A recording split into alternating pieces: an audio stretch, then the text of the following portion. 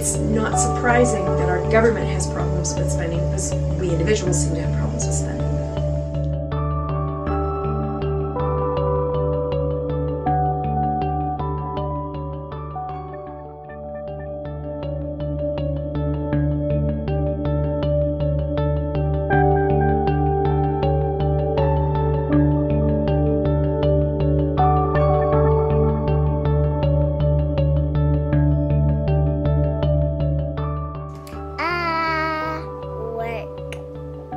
You make money at work.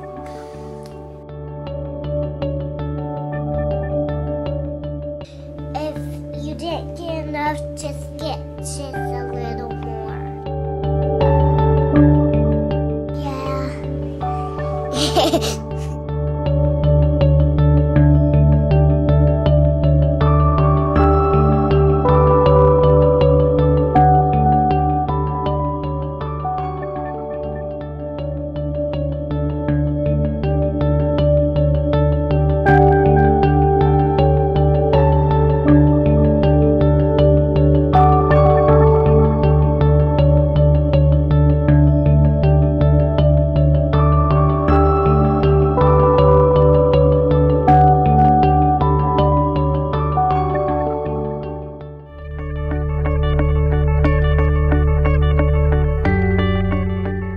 Blame a lot of our fiscal irresponsibility on the microwave because the microwave generation is what I consider we are now.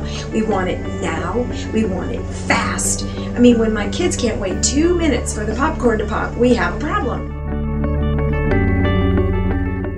My name is James Ballard. I'm 20 years old and I'm a political science major. Sarah Menard, and I'm a Spanish major with teacher licensure as well as a math minor. My name is Keith England.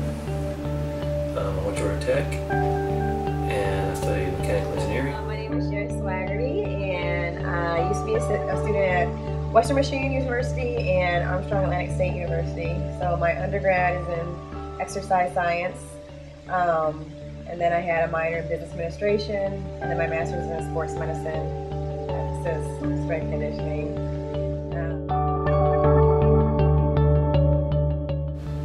When I first started college, yes, I didn't think so. I mentioned that I would. That was the plan. I think that if I can graduate with a degree and hopefully go to grad school or law school, then I shouldn't have problems finding a job. I present myself well, and I have a lot of faith in my personality and how people view me. Stereotypically, when I was graduating from high school, going into college, I thought it was going to be easy. I was excited. Everyone says, you know, you go to college, you better yourself to get a better job. So I was like, yeah, I'm going to do my 4 years, and bam, I'm going to come out, get a great job, start making money, and start my life. I did, based on the degree and also the school I went to, and also kind of the climate that in the mid to late 90s when I first came out of school. I mean, it was a good economy. There was, you know, just jobs. There were jobs.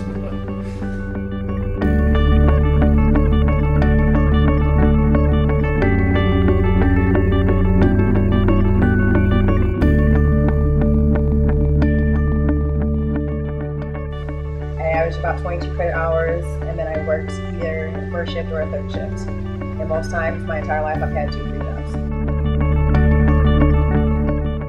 I have that, yes. Well, I paid off almost half of my undergrad, but my master's was out of state, so I'm probably around $40,000.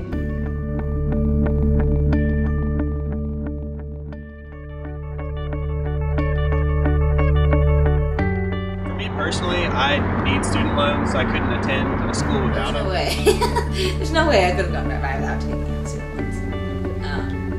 It generally ends up being like at least $5,000 a year in student loans. So I could not possibly make that much more than I already make on my own while going to school. So.